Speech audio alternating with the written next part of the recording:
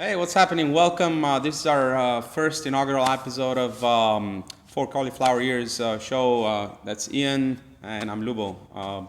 Both of us are brown belts under Gustavo Gasparin, who is a black belt under Fabricio Verdum, in turn. Yeah, we're working hard on the craft, and now we're doing this craft for a change, because we have so much to talk about and so much time.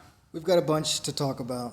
We got a bunch, and none of it is planned. That's the worst part. We don't know what's going to be said. He started telling me something right as I was setting up the mic and all that stuff. He started telling me something, and I'm like, hold on. We got to talk about something on that podcast. Why waste the energy now, So we ended up talking about something else, which we could have also spoken about now, but hey, who cares? We'll find something to talk about. No, I'm kidding. We got plenty to talk about.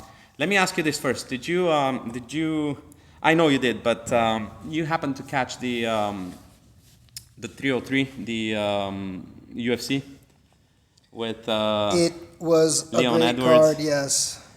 Man, I gotta tell you that. First of all, Paddy Pimblett did. Oh my goodness. That was something in its own right, and that's one of those submissions that chain very well together. We'll talk about submissions. He did in a little great bit, job. But the triangle and armbar chain very well together. Started off with a guillotine. He did start with a guillotine, and then that's right. He went to a what close guard guillotine, yes, and then I was so impressed. You know something really really funny. I follow this great jiu-jitsu mind, Eli Knight. Oh yeah. I'm sure many of the viewers would know him. And he had a video on Instagram or YouTube or something like that, like the same week that this happened. Mm. But obviously this happened on Saturday. He had it in the beginning of the week or the middle of the week, posted it or something. And of course this technique is well known. To me it was just like, oh, yeah, shit, you can do that from guillotine. That's right. When they start defending, from close guard, they start pulling on the arm, and then you just throw your leg over the shoulder. And I'm like, oh, I forgot about this. This is great, And I was like excited when he posted it because I was like, man, this is. You said he posted it. He posted it the same week, but before the fight happened. Oh, wow. And next thing, Paddy takes that guillotine, and Leon starts, what's his name, starts defending. Bobby Green. Bobby Green starts defending. King Green. King Green, pardon me. Yeah. King Green starts defending, and he throws the leg over, and then it becomes a triangle, and then he got the nasty angle, and then the arm. My God. I thought he would finish it with the angle to begin with, but then I guess Bobby he wasn't. Green never submitted. He went to sleep. He went to sleep, I don't know how long he was asleep for. Because when he got up, his arm was hanging. Who was the referee on this? Do you remember? I mean, it was a big name. It was a big name. I don't remember. Either way, it doesn't really matter. I mean, I think he did a good job. I don't think. Yeah, it was a good job. My thing is, if you have, and all these referees grapple, right? And I mean, we're not even referee. I mean, I've refereed here, but we're not like referees, professional referees. Right. These guys don't have other jobs. I don't think so. They train and then they referee pretty much, and maybe they coach and stuff. Or have a gym. I know the black dude has a gym. Herb Dean. Yeah. I mean, Big John McCarthy doesn't anymore, but he still had the gym, I think. I don't know if he still has it. But anyway, my point here is this. You got so much experience in grappling, right? Somebody's in a choke. What are you looking at? What are you looking for? Are you looking at the guy's neck? Right. Are you looking at the guy submitting the other person? Right. Performing the submission, or are you looking at the face of the guy that's being submitted? You should be looking at multiple things because one thing I noticed, the angle was so severe. Once Paddy got that angle, I was like, "There's no escape." I thought he was gonna go to sleep or tap. I think Paddy just went for the arm anyway. But I think that it was gonna be a. And so I think he didn't tap because he went to sleep, and I think because he probably went to sleep, the ref might have. But that's my point. The ref should have known. The ref should have known that he was going to sleep, given that Paddy was going for the arm inside a triangle with such an extreme angle. Right. I mean, first of all, somebody catches somebody in a triangle. I remember refereeing some matches here, and I remember every time every time somebody is like on a submission, I would definitely look at the person being submitted. Right. I would look at his face. I would look at his hands, because sometimes people don't. If his hands are not free, I would be really intently looking at his face. 100%. I want to see what's going on in that Right. person's mind if I can. If this guy is falling asleep, I mean, you should know that. I'm not trying to criticize. I'm not opening this podcast with criticism on referees. Don't get me wrong. I mean, some of them are well deserved. Mario Yamasaki comes to mind. Yeah. I think we can all agree on that. I don't think anybody will defend. He went a little bit far. This gentleman, but and he's also, as far as I know, a black belt or something in jiu-jitsu. I think you had a story with him. Yes, when I went to the Worlds, Mario, I got a picture with Mario Yamasaki's right behind me. I was in Virginia Beach. He was in Maryland or something? No, he was like in Northern Virginia. Oh, okay. But we knew him. I knew Mario Yamasaki when I was out there. His school was friends with our school. Yeah. He was a great guy. I'm sure he is. He's a great guy. I'm sure maybe it's just a little different in terms of, there is a standard he wasn't for everything. always like that, obviously. He became that, and then it kind of, it only took a couple of times for it to get to the point where it was like, dude, what are you doing? But that wasn't the first time. Like the last time that it happened with some girl, he was like, I was just trying to let her be a warrior. Oh, shit. And she was all, beat up. I think that was the last time when Dana White was just like, look, you got to go. Now, who employs the referees? They are not on contract with UFC They're because not. they referee They're at not. ONE, they referee at Bellator. Yep. They referee small shows. Yeah, they referee. I've been to shows in California. What's his name? Not to say that it's a small show, but Byron, or who was it that fought? Yeah, it was Byron, I think. Who was the ref? Was it the guy with the? Yeah. He was the guy that I've seen. Mike Beltran. Yeah. He was the guy that I've seen too. Yeah. He looks like that in real life. I know. His waist is this small. Oh, it is. Holy shit. He looks like he could grab an axe and just go on a and pillage, he looks older. When I saw him, it was more than 10 years ago. And his stuff is all gray, but he's just. I know. I'm like, I need to. And dude, this guy, he referees also on EBI, if I'm not mistaken, or something like, or Polaris or something. I'm not sure. Like grappling tournaments all or over the place. not who's number one. They got their own. But anyway, yeah, he referees I think there too. the commissions. The commission is the one that Because probably, like Dana White can't say, I don't like him, get him out of here. But the commission is for the state, in the states. The commission is for the It's state. a state commission. It's not a federal commission in the first place. And also, if they're also refereeing at ONE FC, which is for the most part in Asia, they have nothing to do with our commissions here. It's probably just freelancing, bro. It's got to be freelancing. And once you get to a certain level, they're like celebrities, so they're going to get called. I mean, there's some famous like grapplers and MMA guys that they're not famous, but famous grapplers maybe that I can't remember who it was, but someone I follow on Instagram, it was for a grappler, it's pretty famous, and was happy to take a picture with Herb Dean here in Venice Beach. Yeah, so look who I found today, and that's pretty cool. Taking a picture with Herb Dean, have you seen Herb Dean's? I think he had a couple MMA fights. Have you seen him fight? I've seen one. Yeah. He looks like a brawler. He looks like I a don't know brawler. if the one that I saw, I don't know if he won. I think he lost. That the one on YouTube, That's which probably is the one we've both seen. Yeah. I think he lost that one, but I was impressed. I can't remember. I was like, oh yeah, he's been in there. If you've been in there, that's something special to me. Yeah, but even more so, especially if you've been in there and you're looking at somebody getting their head battered with they call it intelligently defending, not defending at all. Forget about intelligence. Herb Dean is known for letting it get right to the edge, but he's not like a Mario Yamasaki. Yeah. What Mario Yamasaki became. I've always been impressed. It was the Cain Velasquez against Junior Dos Santos. The second one, I think. Whichever one, Cain Velasquez was just wearing him out. Herb Dean would be like right up on him, like, oh, okay. Oh, I'm gonna go back. I'm not gonna stop. Well, that reminds me, fucking. He was so close. Fucking Poatan on the last fight. Not his last fight, but his second to last fight, was it? With Jamal. Oh my God, Jamal Hill. He got kicked in the nuts or something, and Herb Dean goes towards him and he goes, stop. Bah! So gangster.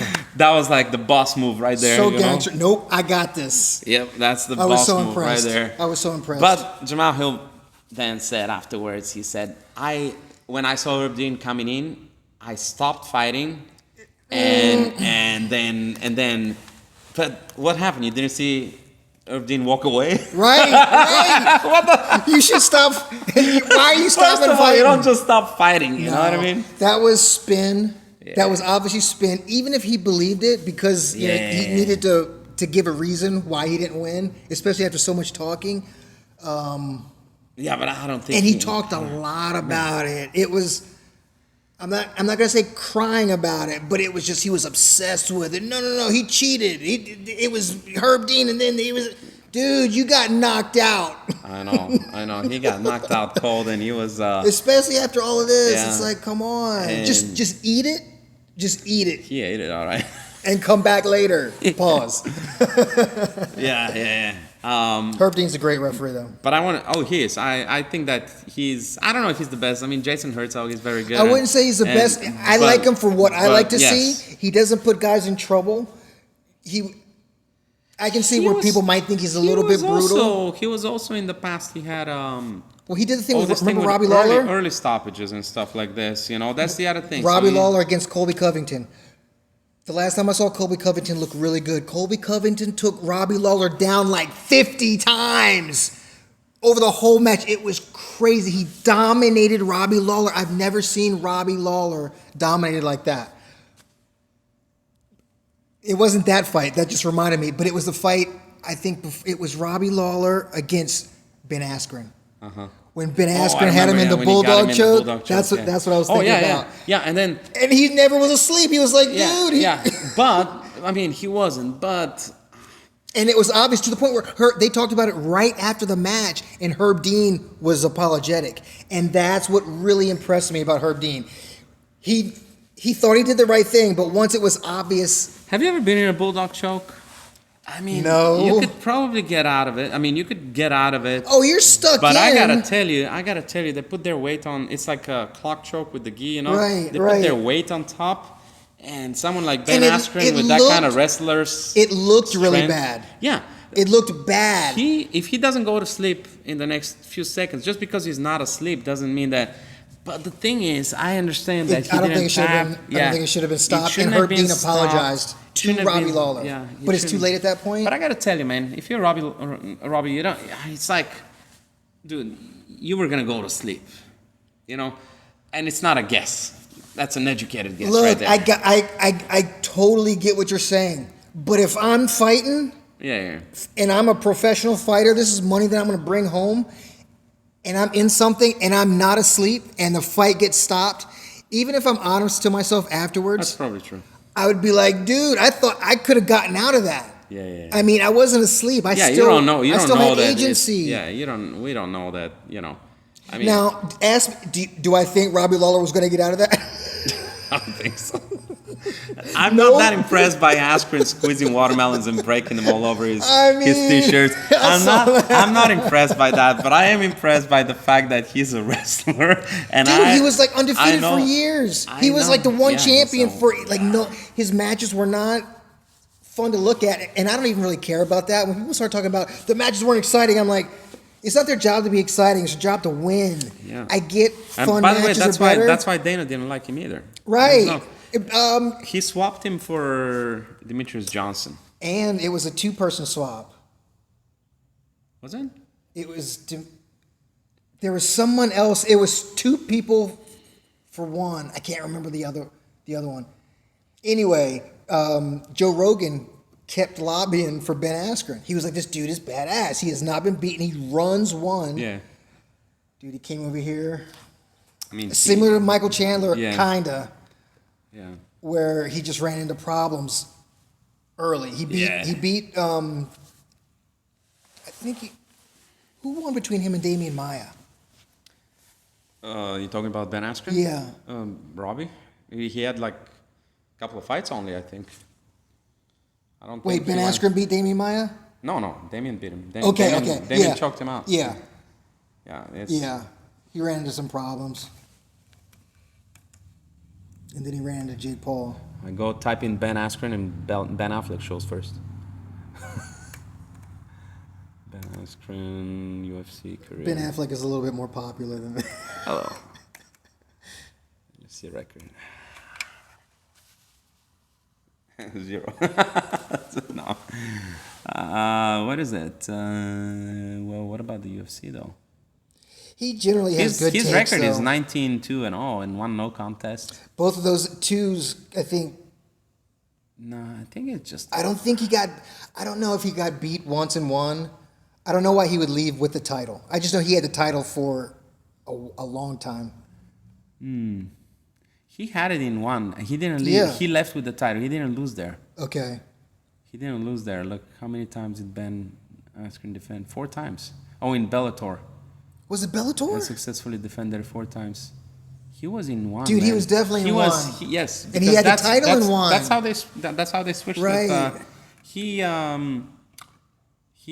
had the title in one, and he had the title in Bellator. Look, defended it 4 times in Bellator. Man, who was the other person in that trade?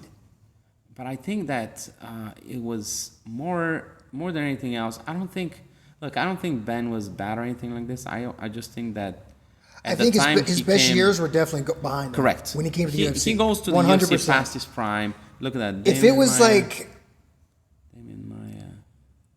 Damian Maia landed more strikes Then who? than Ben Askren. 56%, 44%. When Damian Maia has landed more strikes? No, he actually landed less strikes, but at a higher percentage. More to the body. Damian Maia is the man. He carried the jiu-jitsu flag in MMA for so long. Yeah.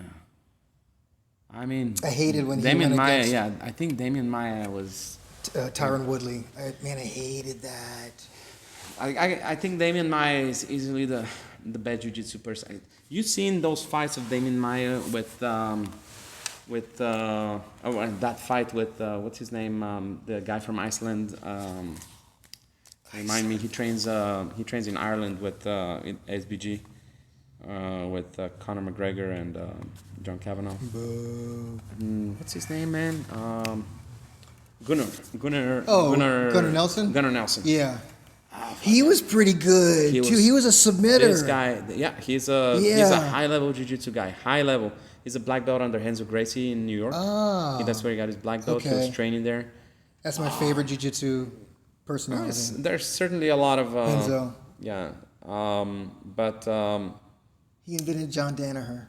He made John Danaher. Yeah, that's what I'm saying. There's a lot of lineage there, that comes out. We need to get Renzo on the show. We need to get him here. We need to get him here. Yeah, for sure. He'll probably be the one talking. We don't even have to talk.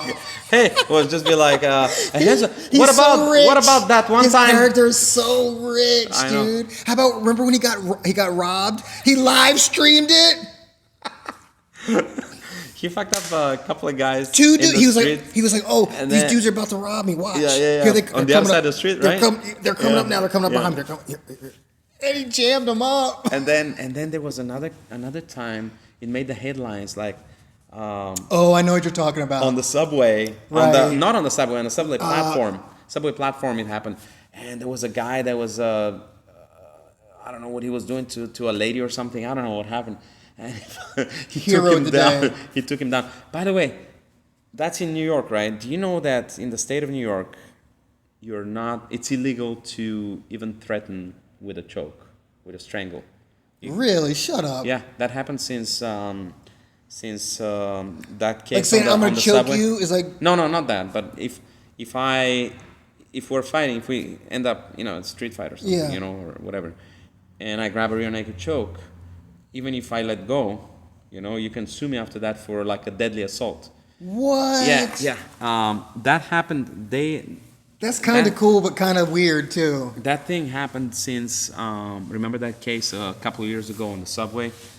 There was this guy that held. There was 2 guys, I think, Yep. and one of them held for too long. I think he killed. I don't think. Was he a killed Marine? Marine or something like this. Or But it was Army. like a transient, Yeah, it was a like transient street person kind of Yeah, that might have been going through like a mental health. Yeah, Because I think there was I think it was video a of it. homeless person or something like this, and he was having a mental moment. And the dude thought that he might have been perceived as aggressive, threatening, yeah. and he put him to sleep. He put him to sleep, but then he just held on to the sleep. He didn't let him wake up. So, In a case like that, I think but that's when the law changed in New York. if you're going to choke somebody, you should know what you're doing. And if you don't and kill somebody, you can't just let that go. Yeah, I mean, you can always you'll always know when they're sleeping, Of man. course. Even though you can't see the face. No, you know when someone goes to sleep. There is dude. that moment where they go limp. They stop defending. They stop like defending completely. Right. You can feel their body relax. Like it's not like they're tense, you're 100%. tense, and all that stuff. And then you're still tense and they're not. And I've been in multiple confrontations in bar situations where that bounced, no? Yeah, where that has happened. And this one particular time, I had both hooks, the choke all the way in, were on the ground. I'm squeezing. The bartenders were there's some savages. Because the dude had thrown a glass at one of them. Yeah. So they're coming over to beat him up. While I have him in the choke, they're like, the one comes up, boom, boom. Shit. I caught a stray, then he gets out the way. That happened 3 times with 3 bartenders. Once they give me enough space, I get the guy up. Well, first I realized I'm like, I've had the choke on. I'm like, because I'm kind of scared too. So I've just been squeezing. Dude, once I had the chance to get up, he's a limp. Okay. I drag him in the back. He woke up eventually, thank God. But that was the one situation where I put the choke on and I kind of lost track of control. Oh, you were getting hit at the same time. Right. It was like I was under fire too. It sounds like a good 10, 15 seconds passed by. Yeah. I think he went to sleep too long because he did wake up. I got him out of the back door. He ended up walking around the block. The police talked to him because he's all bloody. And he didn't remember. They asked him what happened, and he had no idea. He might have gotten concussed too. He was definitely. No, I'm saying that's why he doesn't remember. For brain deprived of oxygen and assaulted. Yeah. And that was the one time that I was like, "This is scary." I wonder what the implications of that are when you're unconscious, due to strangulation or something like this, and then you get hit in the head.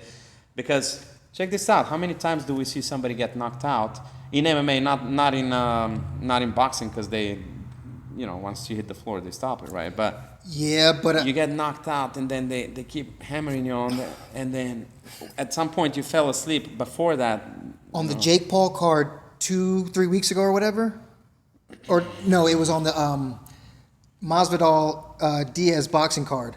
Yeah. 2 fights before the main event, there was this kid. He was like undefeated. He was supposed to win against this older dude that I think he might have been undefeated too, but he was like 36. He was definitely on the back end of his career. This young kid was sniping the whole time, like up to round 6 or 7, was totally dominating this guy. Yeah. I'm listening to the announcers, and they're like, "Yo, he's getting a little bit cocky. His hands are dropping." Yeah. Dude, his hands dropped. This dude had an opportunity. I remember because I watched the replay so many times. The guy threw up he threw a punch, kind of hit the dude's shoulder, turned him, and then caught him, hit him. He was out after that hit. Yeah. His head whipped back, and his eyes were closing. He was out. Yeah. But then the next hit came, and then he fell forward like Tyron Woodley did against Jake Paul. It was boom, and he fell forward down like that. He was out for like 5 minutes. I think it was so scary footage of that, but I think it was because he got hit the once. Yeah. He was out, didn't see it coming because he was out, and then his body couldn't. Right. But my what I wonder is what would be the, not so much long term, but it's definitely a concussion. There's like concussion protocols and stuff like this. Right, it's like a spectrum. But let's say this happens. It's not just a concussion, it's a fucking concussion and then some. And then another concussion on top of it. What do you think, the legal ramifications? No, not the legal, but like in terms of your health, It's probably way worse. I mean, obviously it's way worse, but how do you lose your memory, like you said? You just not remember what happened? Because you wake up, you do remember what happened in the last moment, but not you forget what happened and how you went to sleep and all that stuff. But you do remember before that, we were rolling and stuff like this, or we ended up fighting and stuff like this. But to not remember that you got into a fight and stuff, I you think know, that that's the additional concussions. that Probably makes it even worse. Yeah. There was a fighter. Oh, it was Bryce Mitchell. Bryce Mitchell against, I can't remember, but dude was just Was super, he the guy that super buff. that went on for like 50 fights or something? Bryce Mitchell? Yeah. No, I don't think so. Bryce Mitchell is like the country guy. Yeah, yeah. He's like flat earther. Yeah, that's what I thought. Wasn't he? I thought he went like for 1,000,000 fights. Or maybe, What do you mean a million? Like he has a bunch of fights? Yeah, He may. Like a huge He record. may. Yeah. He got knocked out, and it was really bad. He was out for a while, and once they got him up, I remember I was watching. I think the Rogan, like, or no, Joe Rogan was announcing. That's right.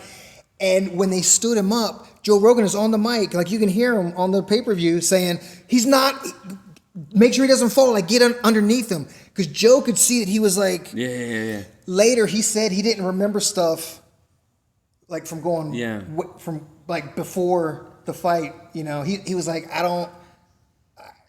there was like a span of time he didn't remember. I gotta tell you, afterwards. The sport is still young compared to boxing, but this thing is terrifying to me because in the head boxing, stuff. Yeah, because in boxing you see all these cases of people with mental disabilities. That I mean, obviously Muhammad Ali we're talking about big time, but still, Floyd Mayweather's uncle, I think. Yeah. Also, and these guys, they had good defense on top of it. Now imagine somebody like one of these guys that got hit like a million times a match, and the thing is with boxing you get maybe like jab cross or something or a cross hook, you get knocked down, the referee starts counting, you're running to the other corner. You get to an MMA fight, you get knocked down and then you get right, you get like stomped on. so but it's only been like 20-30 years, not even at that level. So now I mean, you don't really hear about who you don't yet. I was talking to Ross about it, Dr. Ross, right? I was talking to him about it like a couple of years ago, and he told me it's just too young still to tell, because these people are relatively young still. Even people that fought 20-30 years ago, they are in their 50s. It should be manifesting in this generation. Yeah. You know what I'm saying? Yeah. Like around nowish. Yeah. Like in football. I think football is the scariest sport to me. Football and hockey, I think. Dude, you just hear about it so much in football, though.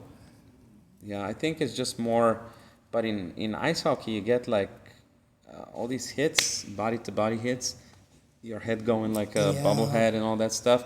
It can't be that good. No, and on but top in football, of it, it's like every the fights, play. In football is every play. You're right. It happens in hockey, but it's not as much. And also, they practice kind of like they play-ish. So it's just a constant abuse. Yeah. Even though I've heard the average, the average NFL career is like 3 years. 3 years, yeah. 3 years. That's crazy. So these guys that are doing like 10 years, But that's the thing about the NFL, man. It's average career. And also they've been doing it since they were 6. Yeah. A lot of these dudes, like Aaron Hernandez. Yeah. His whole story, it's just so much. It accrues. Yeah, but in his case, I don't think his story had anything to do with. I do. Really? Yeah. I think so. I watched the Netflix special. I mean, it was intense. I watched it well, too, just the lack of impulse control. Oh man, I don't know, man. That's something that.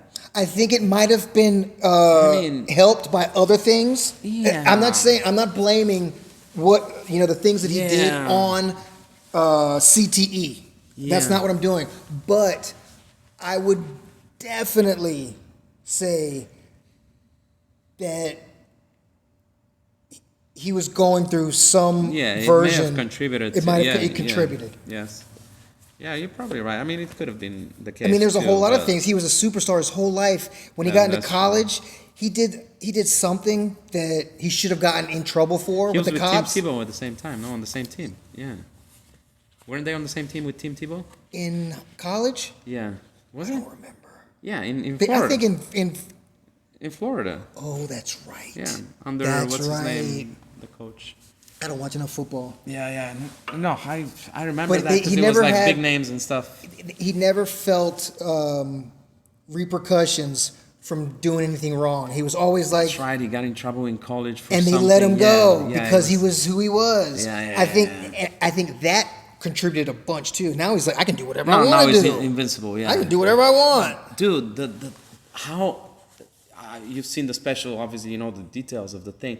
That was so stupid. The rented car, Nothing was right about it. On his name. Right, nothing was. somewhere. Dude, nothing was right about that. The cops come to the house, and he's like, "The fuck do you want?" You know, like with attitude and shit like this. He's not even trying to play innocent. He's Right. like you said, beyond what's the word? Reproach, I guess. Beyond what's the, you know, he's above the law and stuff like Right. this. That kind of feeling that you get from power, and you know, and I guess you know. But how fast were the Patriots And he was to on the- denounce? Quick. Quick. An hour later, there were a couple of phone calls made, and that's it. That's it.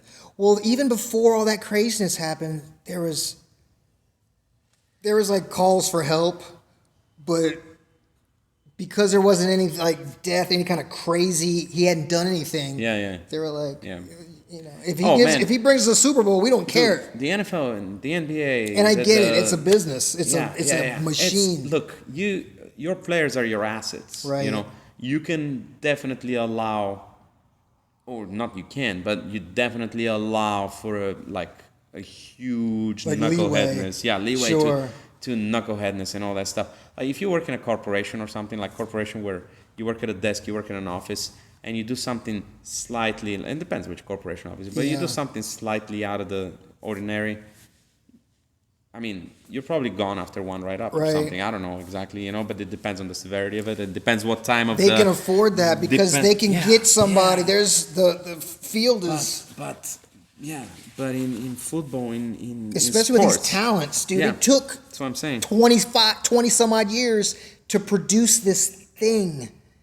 And that's valuable. It's an investment. At that level. It's an investment for Of that course. team. They had It's not like he just showed up and was like, Yeah. They were like, you've been trouble someplace else, and he kind of had to not fight for it, but Yeah. But they knew that he was a handful, but because he was so talented. And he could play the game too. Oh, you know, yes sir. Which people learn how to do. Everyone does. He was such a potential. Dude, they could have won. They could have won even more than they did, man. 100%. With Rob Gronk and 100%. and Brady, Yep. and Wes Walker and geez, I don't even watch a lot of They football, had a- but I'm always like with the Patriots. I'm always like shit, Bill they had a Belichick team. cheater. He's a cheater. That's all I know about the Patriots. They win all the time, and Bill Belichick is a cheater. Did you watch? Speaking of which, did you watch the Tom Brady roast? No, but I heard Dude, about it. I'm not gonna spoil it. I want you to watch it. I did hear Kill Tony. Yeah.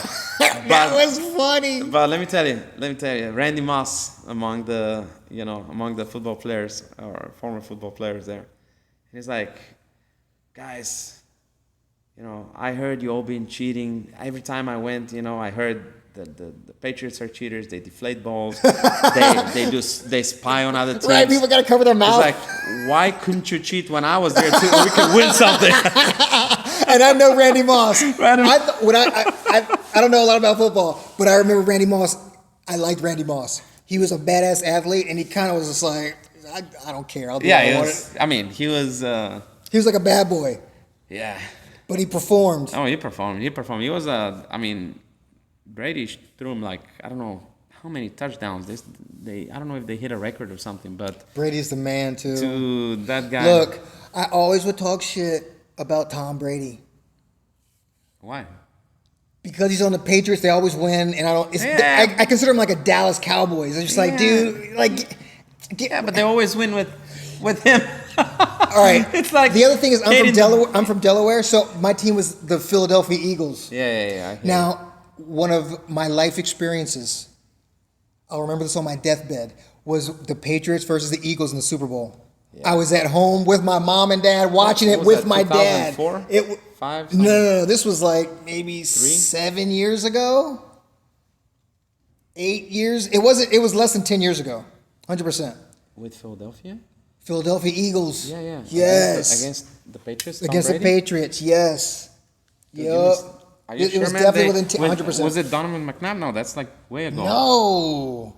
I gotta check. Yeah. I gotta check on this. Just because I remember I was at my parents' it wasn't the house that I grew up in, but it was at their other house, and it was, dude, it was so back and forth. Even the Eagles were they would get in front, and my dad and I would cheer, but we were like, man, that Tom Brady, that white boy can come back. It was like we never relaxed until the last second. Because Tom Brady is so good. No, and you shouldn't. I mean, look what he did to Atlanta. Oh my God. After that, I remember where I was when that happened too. After that was around the time when I was like, you know what? I heard Tom Brady in an interview, and he was like, the way he configures his life, he's like, everything he turns into, how can this make me better in football? And the way that he said it, it touched me. And I was like, you know what? I don't care who he is. He is badass. He is special. And there's something I can learn from this guy. So I will not ever talk shit about Tom Brady anymore. It happened to Tom Brady and with LeBron. Yeah, I know. I used to talk mad shit about LeBron. Another one, yeah. Fuck LeBron. He's great and everything good, but fuck LeBron. Dude, after he did that thing, he was in and I don't watch a whole lot of basketball, but it was the finals. Sorry, it was the finals, and his team. It was before he was with the. I think he was with Miami then. Whoever they were down, the other team. It was 3-0, and it had never happened where the team that was down 3-0 came back and won, and he came back and won. I remember I'd go to work. I'd always stop at this gas station. 3-1, not 3-0. Okay. It was 3-1. That was in the finals against it wasn't, the Warriors. Okay, it wasn't going to happen. They were 100% going to lose. I remember that. And he came with back. With him and Kyrie. Dude, every day I'd go into this gas station right before work, and I would look at the newspaper. And I was like, okay, now it's 3-3. And then he won. I was like, I can never talk bad about him again because he did some craziness that no one else had ever done. He went to Miami. He went to Miami. He ditched Cleveland. He went to Miami. He won 2 there. Then he said, "Fuck it, I'm going back to Cleveland." Kyrie Irving I talked shit about that. Went there too. And they just embraced him. Yeah, and then I was like, they should have been forget you. They lost to the Warriors the year before, and then they won against them 3 games to 1. They were down. They won 4-3, and LeBron said enough is enough, and he left the game. Or was it the year after? Dude, I can't remember. Drama. So the Philadelphia, you're right. They won in 2018. 2018. Yep. 2018. They. It was so magical because it was like up until the very last second. It was this whole drama, and I'm there with my dad going, "Oh my God!" My mom was in the background on the computer. Where was I? How do I not have any recollection of this game? It was so intense. It was the Super Bowl. How do I not remember that shit? Oh, that's right. That was the Super Bowl with what's his name? Wentz. He was a rookie quarterback. Right. Yeah. I think he left. Carson. No, what's his name? Yeah. I think he left like the next year. Something like this. And Jared Goff was the number 2 pick, and the Rams went to the Super Bowl the year after, and they lost to the Patriots. So Carson Wentz won with the Eagles as a rookie. Yeah. And Jared Goff lost as a second year in the Super Bowl. But both of them went to the Super Bowl in the first years. That's pretty cool. Yeah. And then the Rams won with after they traded Jared Goff for what's his name? Wasn't that their first year? Aren't they a different team now? No. Well, yeah. They're the Los Angeles Rams? They came. The LA Rams came the same season that I think 2017-18. That's weird. Your first year as a team, you win the Super Bowl. Second year. That's crazy. Let's see. They've been in. They've been here since shit. Where is that? What in the? And what team went to Las Vegas? Oh yeah, after 2015, the team suddenly received approval to move in time for the 2016. They appeared in the Super Bowl but lost to the Patriots.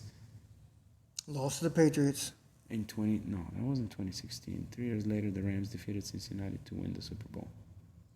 Okay, so yeah, they lost to the Patriots. Was that the first? And then the Patriots, yeah, 2017 must have been. And then 2018, they lost to the Eagles. The Patriots lost to the Eagles. Okay, so Patriots, Eagles, and then whatever. They were I so think good. I think that's when Tom Brady went to Tampa after that and won one there too. Look, when that happened, and I don't watch football, that's how crazy it was. I was like, this dude did all this with these other people, left and went to as far as I know, middling whatever team, and then won with them. Wasn't that the idea for Michael Jordan with the Washington Wizards? I remember that. I don't mean to say anything, but when we're talking about GOATs of American sports, I'm thinking Tom Brady is... Went to the Wizards. Don't get me wrong. I still think, and I'm a huge Kobe fan, and I am a LeBron fan. I'm a Lakers fan, but I got to tell you, LeBron is a mensch. But I got to tell you, well, no, to me, Michael Jordan is like he's the all-time great. That was one of my questions. That was one of my things. Oh, okay. But speaking of which, did you? We were talking about Bellator earlier when we spoke about Ben Askren. Let me ask you this: did you watch anything from Bellator ever? I have. It was free fucking TV, but it was also a different. They had a different format for a while. It was like a tournament format. They had a tournament format, but aside from that, they had the titles and all that stuff. I watched it, but never a bunch. Like I would watch. I knew Michael Chandler way before he came to the UFC. Yeah. I watched pretty much all of his matches in Bellator, Bellator up until the very end. Like the whole Pitbull. Yeah. They would go back and forth. That was the Patricio, no? Pitbull. He went against both of them. Oh, yeah? I think so. But Patricio was the main one. But let me ask you this.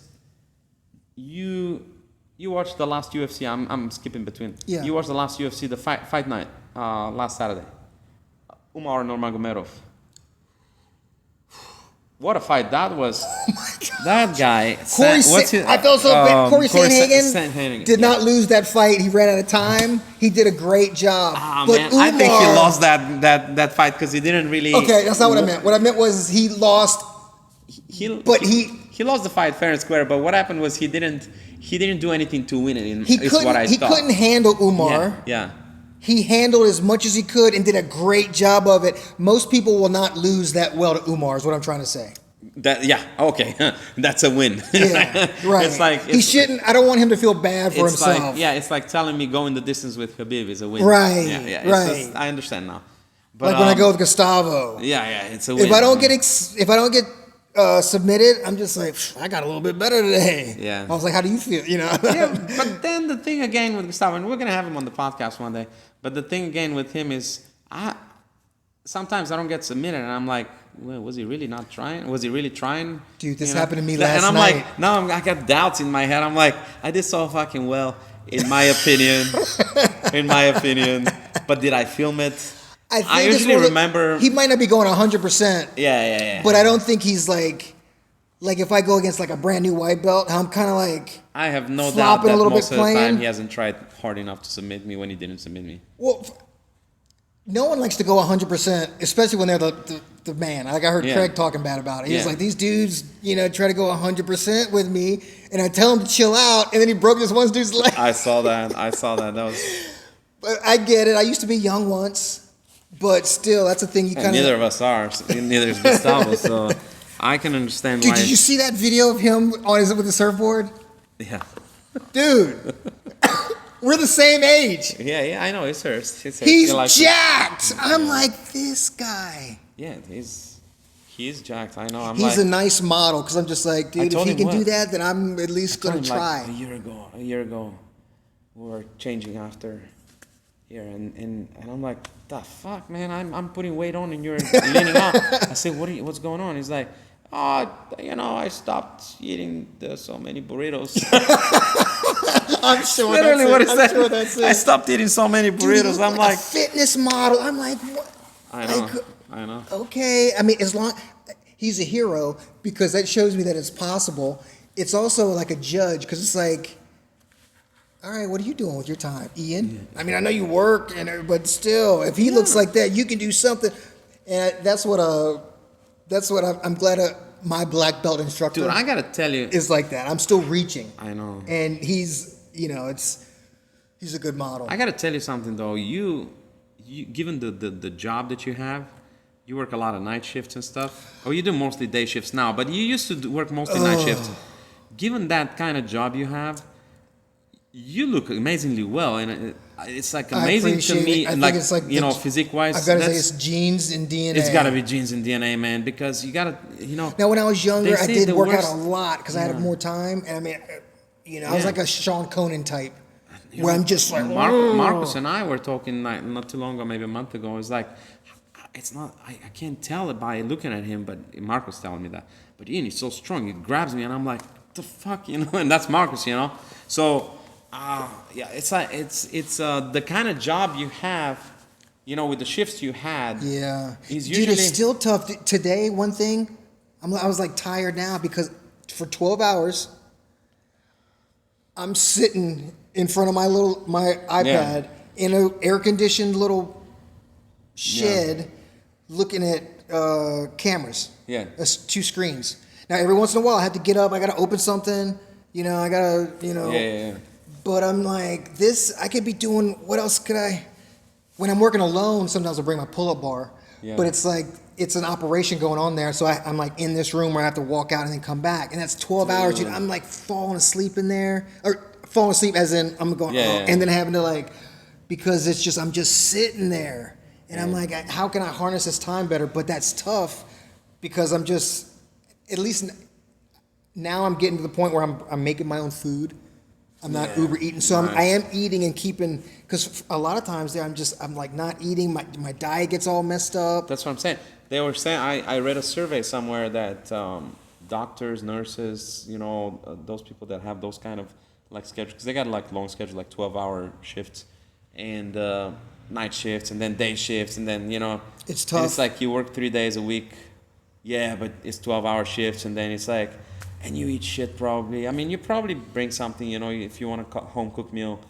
But you eat in a break room. You don't probably, it's not like you sit down. It's not like after that you can take a walk and stuff. Right. And 12-hour shifts and your sleep patterns are off. And that's definitely contributing to you know how it is when you don't sleep enough and you go and you work out, you roll here. I feel like shit, man.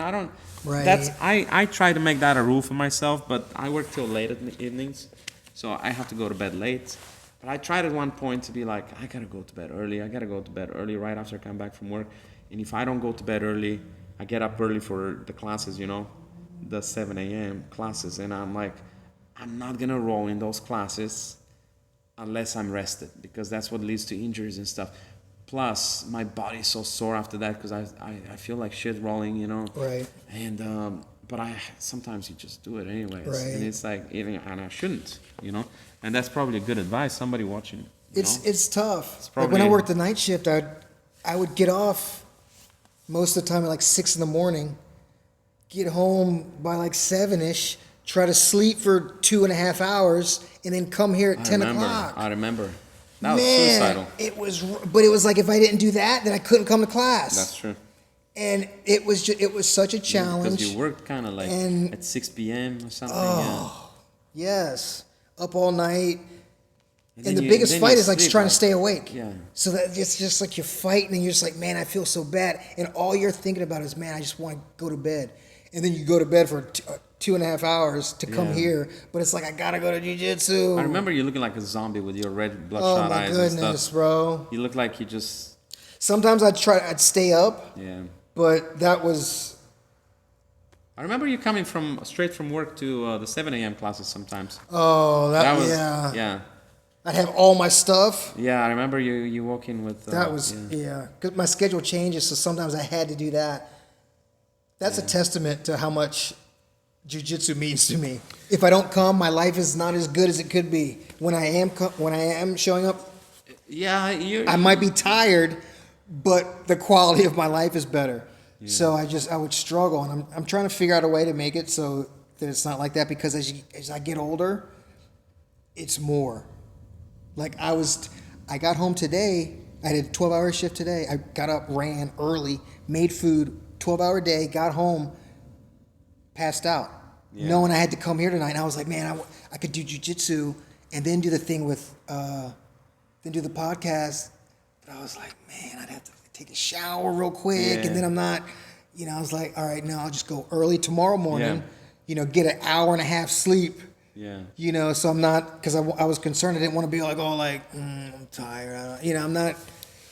So it's just putting the pieces together. I know, that's adulting. Inconsistent sleep and dieting is like probably the worst thing at our age we could do. Yeah.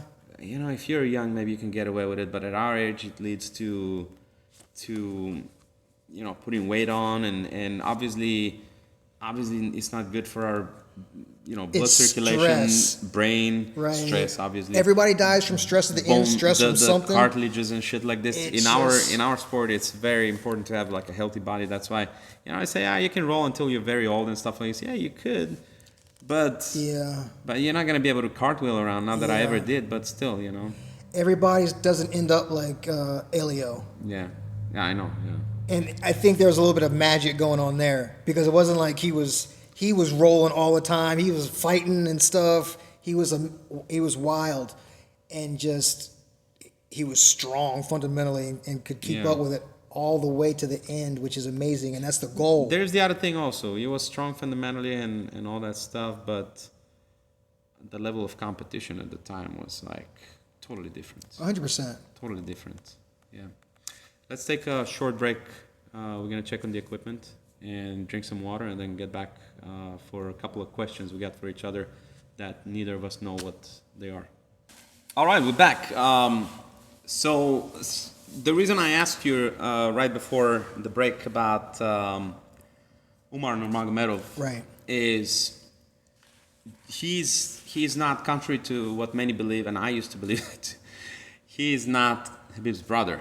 He's their cousins. His cousin, yeah. Right. They're not even from the same city as far as I know. They're from different cities. But his brother, his actual brother, he came from Bellator, right? Which one is a Bellator champion? Usman. Okay, he's good. Have you seen that guy fight? He's good.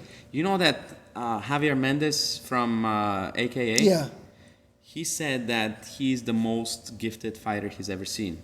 Is that right? He said that. And we're talking about someone who has been coaching. He started the Dagestan thing with Khabib. Yeah, but I mean, besides that.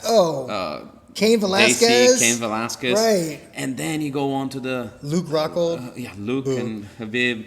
Luke Rockhold is good, man. He's good. He's good. He's good at what he does. Yeah, he's good at what he does. But Khabib... I was happy when Michael Bisping knocked him out. That was one of the happiest moments of my life. That's when I started liking Michael Bisping. But anyway. But I watched a few fights of his. Usman. That guy is a monster. He's solid all around. Muay Thai and Taekwondo background. His kicks are coming from all angles.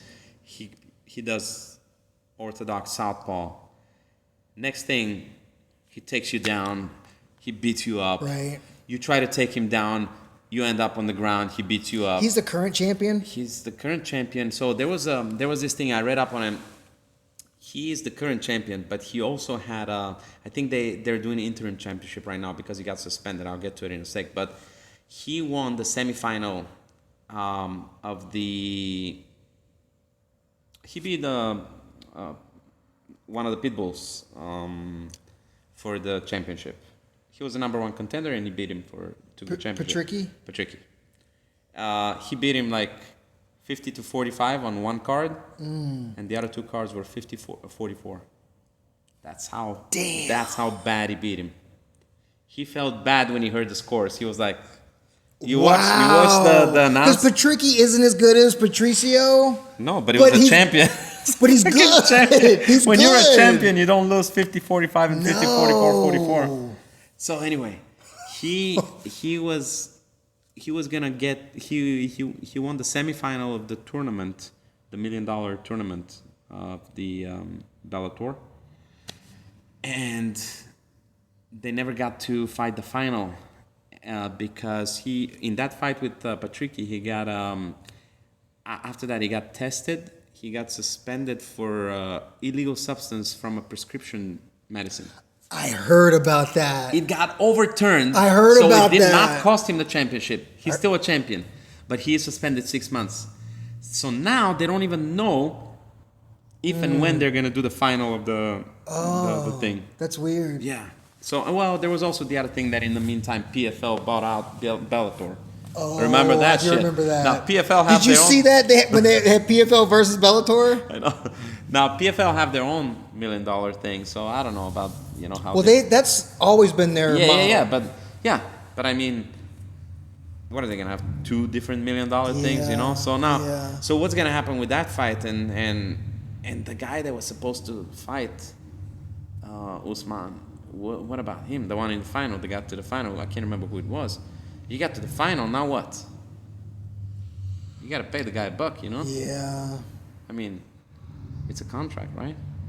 Or give him somebody to fight. I don't know. But I think that it'll happen eventually because Bellator's not going to lose any money over it. Yeah, Bellator is not losing any money anymore. I mean, it is a contract, but it's probably like in the UFC when 2 guys do a contract to fight and then one guy comes in 8 pounds overweight and the other guy, like the fight is over. The contract was broken. Well, that means the contract was broken by the fighter.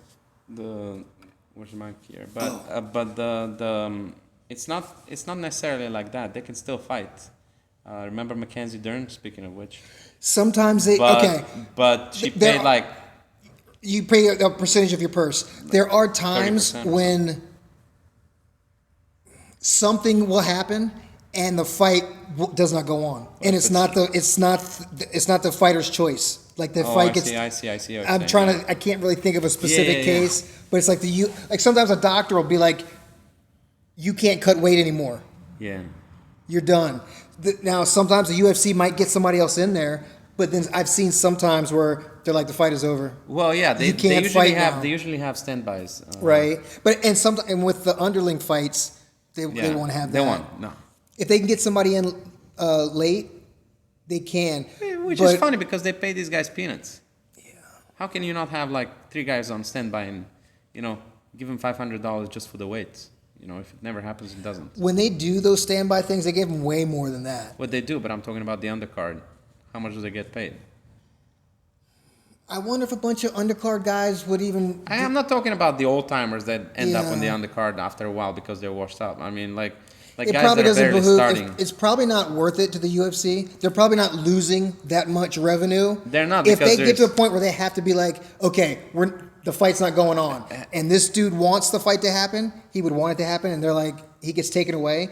If they did break their backs to get someone else in there, it probably wouldn't change their right. Yeah. Have you seen an undercard? You have probably because I usually watch. Yeah, we watch undercards. But have you seen the stands? No one's there. No one's there. Yeah, never. There may be people. I'm at work watching the first fight a lot of times. Yeah, no one's there, and no one's there for a long time. Even there's the early ones, there's the feature prelims. No one will be there then until the main card starts. Yep, and that's when it starts getting full. It's the same thing with. I've started watching because I found a link, boxing. Yeah, and it's there was one last weekend. Crawford, Madrona, Terrence Crawford. I watched that. Dude, I watched the majority of the undercard all the way up, and there was nobody. Dude. I'm talking up until like the second. Where did they fight? Was it in? It was in Los Angeles. In LA, yeah. Eminem did a performance. Oh yeah. When Eminem did the performance like directly before the main event. Yeah. It was packed then, but Andy Ruiz fought. Yeah, I remember. Yeah. It wasn't packed. He lost. It was a majority draw. Majority draw. Jesus Christ. Now I watched half of that fight from half on. So the announcers were saying how he was doing really good in the beginning. Andy? Yeah, and then because when I was watching it, he was against a black dude. He was kind of he looked tired. Yeah. But apparently he did all his work in the beginning, and then. Yeah. Dude, But there was no one there. There was all draw, kinds of seats for that fight. Who was it that did? Let's do this, and then we're gonna do some questions. But who was it in a majority draw that they fought and a championship fight and ended up in a majority draw? And he was like, "Don't worry, you're not gonna lose your championship." I remember Joe Rogan was saying to the person. Okay. I watched. Well, okay, this might not be the same fight, but I watched this fight at work one night, and it was in December. It was 3-4 years ago. I was crying. It was Davison Figueroa against baby the Mexican dude that's like smiley, who I love. They've ended up fighting 4 times. Yeah, man, those lightweights are crazy. The first time they fought was the one I'm talking about. It was for Davison had the title. I can't believe I can't remember this dude's name because he's one of my favorite smaller guys. But they fought that fight. It was a majority draw. And yeah, I think it happened more recently too, because I remember something tells me that Joe Rogan was saying, "Don't worry, you got your title. You did not lose your title, but it's a draw." And it's a majority draw because they called it a win, but then it was like, hold on, it's not a win, it's a majority draw. They changed the announcement. They announced it as a win because it was 2-1. So they announced it as a majority win, but it was actually it's not a win, it's a majority draw. Okay, that's interesting. Yeah. That never happens. I know it's weird. But I mean, that's why you have 3 judges, right? And it takes 1 to fuck it up, usually. You know what? That's weird. Why? That's why you have 3, because if 1 fucks it up and there's only 2. What's weird is MMA uses boxing scoring. I've always thought that's strange. Well, not all MMA. ONE FC doesn't. They use. They don't. They use the fight. The fight is scored as a whole. Yeah, which I don't. Pride rules. I gotta admit to you, man. I don't quite understand. I like the idea behind it, but when you have rounds, that's what I'm saying. Then it shouldn't be rounds. Yeah. Then it can't be a whole. Pride is a different animal. Pride is like maybe 2 rounds of 10 minutes or 15 minutes or whatever it was. Okay, that's a different story. But you got 5 minutes. You got the exact same amount of rounds and time as the UFC or Bellator or PFL. Yeah, 3 or 5 rounds. Yeah, 3 or 5 rounds by 5 minutes, main event, and then it's scored as a whole. Like, how do you score this thing as a whole? How are you watching 25 minutes divided into 5-minute rounds, and you're just like, it's the whole thing? Yeah. So, for example, that is okay. So, for example, watch this. We are going to see in the UFC, let's say, you see total strikes landed. Right. Blah blah blah. Total, significant strikes landed. Total takedowns. Right. You see the whole thing for the fight. And then next thing, the other person wins. And everybody's like, oh, look at that. Look at the total strikes landed. Well, yeah, but it's scored by rounds. So you may have landed half of your strikes in the first 2 rounds, and then you lost the other 3 rounds. And that's how you lose the match, Usually, the more wins... Yeah, but usually... I wouldn't even say 51%. I'd say a little bit more. Yeah. But, and I've never thought about that. What I thought you were going to say is there's other things that go into the No, of course. Criteria. There is other things. Yes, there is other things. There is like, if they're very evenly matched, there's like... But if you did 50 aggressiveness 50 significant strikes in round 1... And then fucked up the other 4 rounds. And it's like, well, yeah, you won one number. You should have finished the fight right there and then, if that was the case. But you didn't. Okay. And you ended up losing because it's only... And then the other guy, let's say he landed 49 total strikes for the other 4 rounds, which is possible. Right. But... He won those rounds. That's interesting. Yeah. But 100%. in ONE FC, that wouldn't happen. Because ONE FC is looked always... But on the other hand, referees don't have access, supposedly, to those stats. Right. Supposedly. And they probably shouldn't. Well, why would they? Yeah, I mean, it's a bias, that we get those stats. But the referee doesn't have anything to do with the scoring. Not the referee, the judges. I meant to say. I don't know what I said. Wait, the judges don't have access to. I don't think they have access to those stats. They watch the fight. They see a. Oh, I think they do. They do. You think? I think they do for no reason other than I think they do. Like I always imagined, like they'd be judging, like I'm a judge, and there's information right here. So strike one, strike two, significant strikes. There's somebody counting. I think they're literally. And they use that along, like, because they're not counting. No, but they are, bro. They got a fucking pen and paper. They're not counting significant. Oh, that's a significant strikes. One. Oh, they're counting pen. They're literally. I would be like, they're that not seems counting like it that's like too that. much. But that's why there is difference of opinion. Otherwise, they all would be on the same opinion, don't you think? I would imagine they're watching the fight and not taking a tally. That tally is being done someplace else. So they're watching the fight. Okay. So they can use what they see, and they're like, okay, they can pretty much, okay, this dude hit this dude more.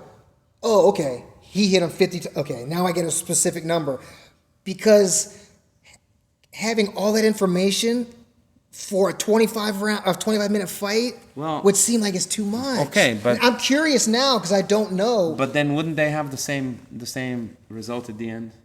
No, because it's subjective. It's subjective, but if they have the stats are well, the stats don't lie, but then objective. Everything else go. Just because what you're saying is the rest is a matter of opinion. You have more numbers in this one round.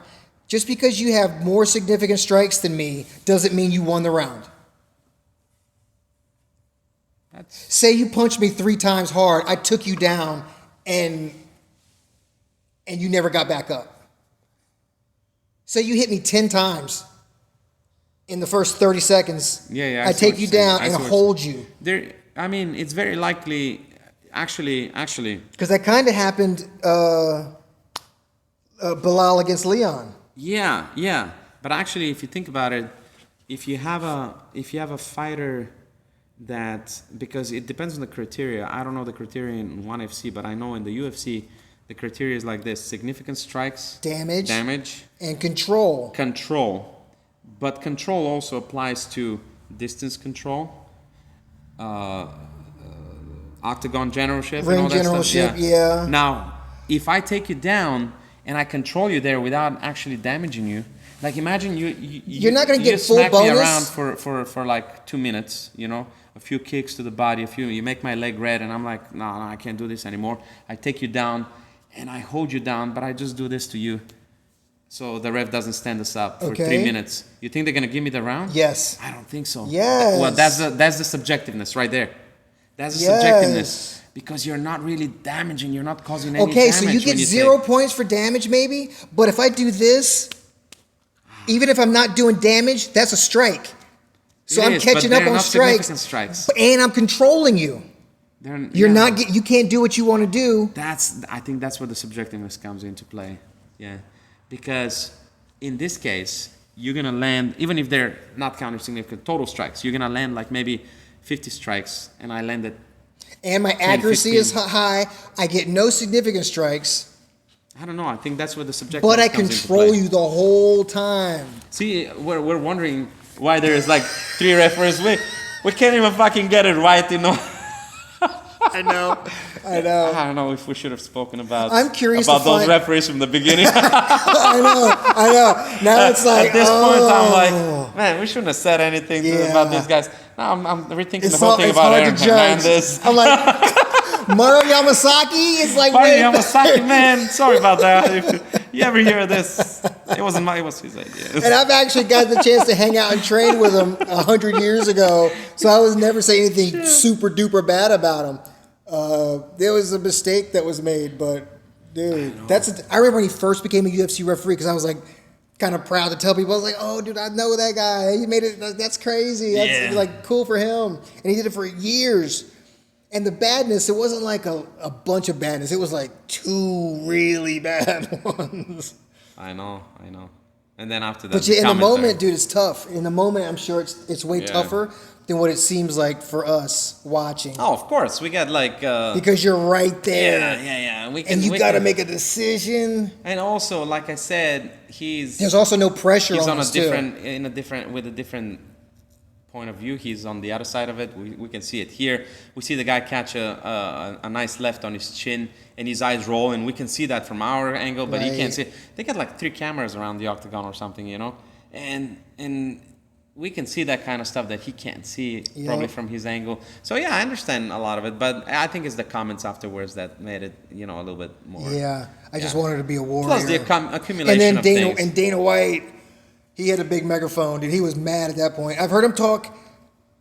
I remember when it kind of started happening, and they would be vocal about it, but at the last one, yeah. it was like the public had taken too much. Yeah. There's about to be some riots in the streets. I know. You know, it was like he couldn't stay. I'm sure Mario Yamsaki is doing well right now, and probably he was in Alexandria, Virginia. Something tells me it was in Maryland, but I may be very mistaken about that. But anyway, I mean, we got the computer right next to us. But let's get to the questions. Let me ask you the first question. I know you had something prepared, but let me ask you the first question. In the current rule set of MMA, if you could change, and I mean MMA, I think the rules are pretty much the same. That just got changed? Well, yeah, that got changed. I was going to ask you about that and your opinion on John Jones, but that was going to be my next question. But let's do this first. Because they already changed that rule. Yeah. So that kind of eliminated some of my question, but they changed that rule. John Jones lost the fight because of that. That's his only loss on his record. Right. And that's why Dana White, after they changed the rule, said he's undefeated. You know? He's not undefeated. And he's not undefeated by rules, yes, by, you know, current rules and all that stuff. But what do you think about that? What did you think about the legitimacy of the move? Yeah. I'm a tad bit biased just because I've heard Joe Rogan speak so passionately about it and why he thinks the rule sucks. Right. Shouldn't be used. It sucked. And he was so passionate about it, it made total sense to me. Yeah. And that has been my opinion ever since. Yeah. And what he said is, you know, the old karate guys breaking bricks and stuff.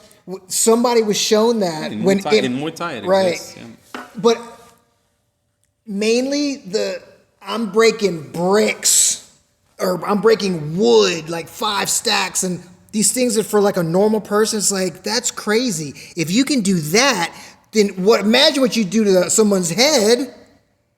And Joe Rogan was like, that's ridiculous. It's not like that. That is ridiculous. Yeah, it's not like that. But when you get people that are outside of the culture that are making the rules and they're seeing this, or someone's lobbying that point, especially because, you know, human cockfighting and stuff, that it was a whole different atmosphere at that time too, with John McCain. John McCain, he lobbied very hard against that. He ended up switching his story. He switched.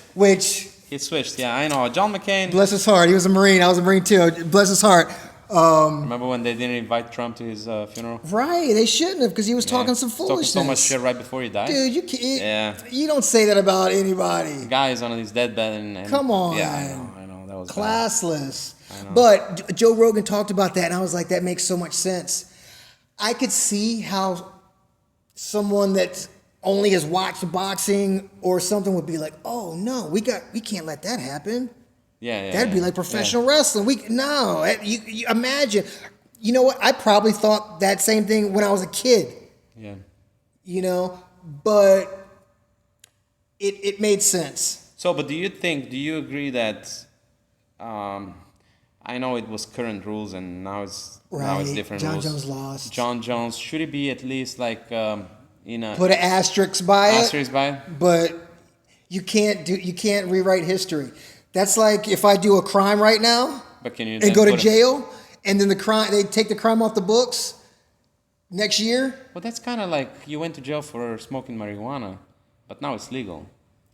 The jails are full of people. but I'm saying, yeah, correct.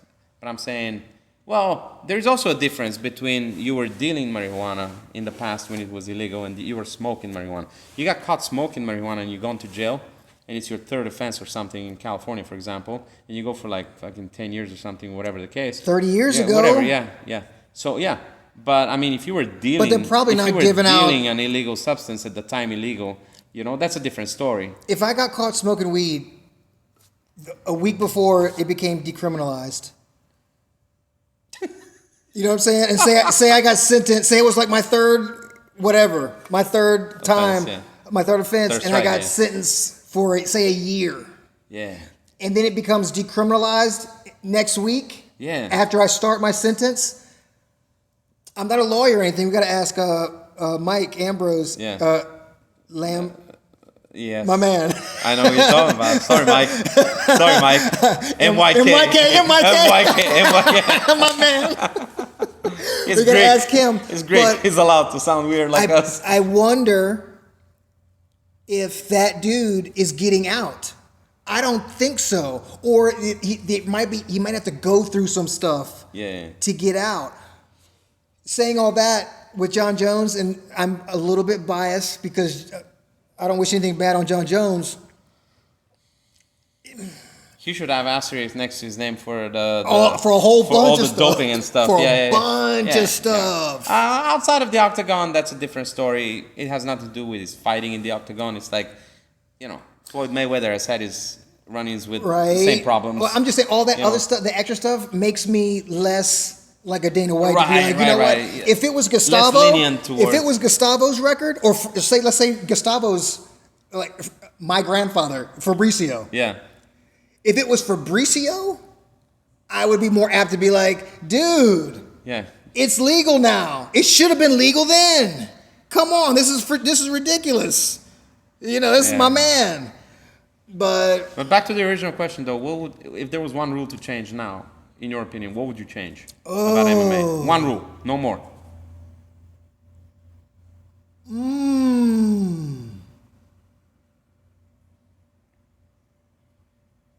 That was such a bad one. I wouldn't want him to go. See, I got buddies. It doesn't have to be something that's. I got buddies that would be like, illegal now. bring something back. It doesn't have to be that. It could be take something away. Because I have something in mind. Oh. A lot of people are saying, like Axel, for example, I don't know if you're still of the same opinion, knees to the head on a grounded opponent. I don't think that's a good thing. I think that it's, in the long term, it damages your fighters. Your fighters are your assets. Right. That's along the lines of what I was thinking about. Like, like people love the pride soccer kick. Yeah. And there's a lot of people would be like, bring the soccer kick back. Even though, dude, I remember Pride, bro. I remember, like Dan Hinder, like the early days. Dude, and it was super exciting. I was like, this is like professional wrestling, but except real. It was crazy. I know. Later we find out that all those dudes are juiced up, the Yakuza owns it and stuff. It's madness. That was but crazy. I tell you, it was a show and it was exciting. It was crazy. I think because it's a sport and I think it's a legitimate sport, I like the rules. I need to a down to. I don't. I like what they do now, but I heard they're changing. They're changing something. Really? I think it had to do with the number of limbs. No, they did that already like a million times. Now, unless they're changing I it again. think they're going back to. Now it's like you can have like one finger on the floor and you can't get kneed in the Right. head. Before it was you have to have two hands on the floor, one hand on the floor. I think they're. Now it's like one finger or something like that. I think they're changing it. I think it's like a hand. Yeah. But because people are gaming that, I think. But you know how when you're on the cage, and If you have one hand down, you should be able to get kneed in the face because you could block it. Well, the thing But when is- you're like this and there's weight on you, I don't think you should be able to get you're kneed right, in the face. because here's the thing. You know how when you're on the cage, you're right. When you're on the cage and you got taken down, but you're trying to come up, and this leg is down, your knee is down. It's amazing that we're next to a cage and we can actually show it. This hand is down, this knee is down, and my opponent is right here. Right. And I am keeping my other leg and my other elbow here close so that he can throw the hook and ride or take the back. Now, if there is that knee to the head available, I'm going to have to do this, right? In which case it opens up. But right now, with one hand on the floor, you can't knee me to the head. And a knee to the head is a serious damage. Yes. But the one rule I would like to see changed is that kick to the knee, that front kick to the knee. That to me is 100%. I'm with you on that, and I'm kind of mad that I didn't think of that. I couldn't think of anything. Well, I was had prepared the question. You, I don't see it as much, but every time I do see it. The above-mentioned Usman Nurmagomedov is throwing a million kicks, and some of them are a lot of them are John Jones. John Jones. He was like he was the first person I remember doing it. Knee. You heard that podcast of Rampage with Rampage and Jackson? Rampage Jackson with Joe Rogan, I think. I heard it on the plane. Oh, on the Rogan podcast, not the Jackson podcast. Yeah, no. On the Rogan podcast, he was saying that, and they were talking about this rule. Right. Yeah. I remember Darren Till fought somebody, and he said the dude tore his knee up. Yeah. Like, tore it up. It's bad. It's bad. It's career ending. Yeah. It could be career ending. Yeah. It surely sidelines you. Imagine you're fighting. Imagine it's a tournament style like PFL, right? Bellator, and you're gotta get to the final or something for $1 million, and you're winning that fight, but you can't because you got kicked in the knee. Yeah. I mean, there's other freak things that can happen to you, but this specifically is something that's. I mean, you can get like a purposely incapacitating your purposefully incapacitating you. Yeah, I 100% agree. I think that this is something that you could get knocked out in the head and then not be able to fight for another 6 months, but that's different. That's different. Yeah, it's not the same. So that's what I would change. That's a great question. If I could, and unfortunately it's allowed across all platforms of MMA. I believe. I don't think a lot of people have gotten jammed up enough. We don't know that. And rules change. Don't know that. Rules change. A rule change is so infrequent. It is. That's funny because rule changes in like if you watch EBI. Yeah. They change that shit all the time. And kudos to Eddie Bravo for doing that. Because I like it. We're trying to find the best possible. Right. That's his goal. I admire the innovative. The best possible rule set. That's not gonna, because he had the overtime. He's like, you know what, the overtime is gonna have a winner and all that.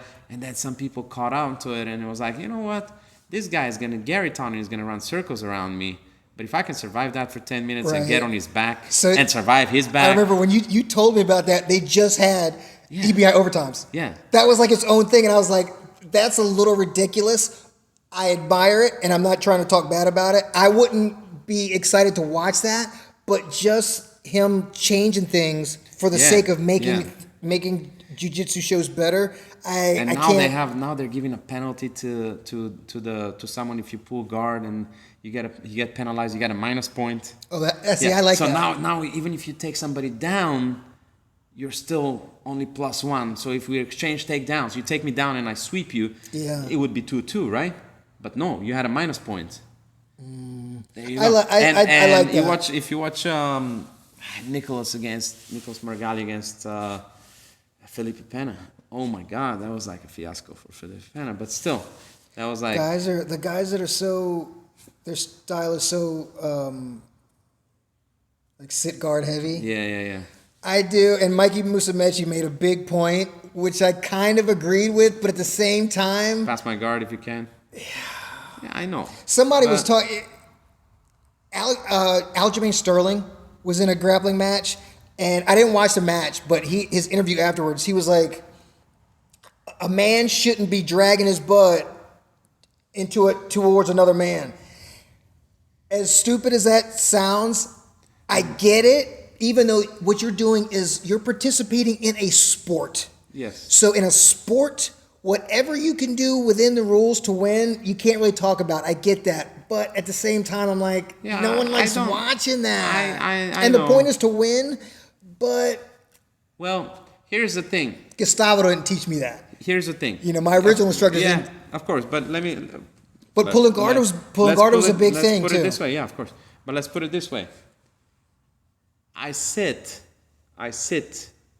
in front of you in the hopes that you engage me. Right. And I either wrestle up or I attack the legs. or take you into a guard that I'm comfortable with. That's what Mikey Musumeci was saying. Right, That was right. his point. But the problem is that people are like, well, you're sitting down and you expect me to engage you. Why would I engage you? Right. Right.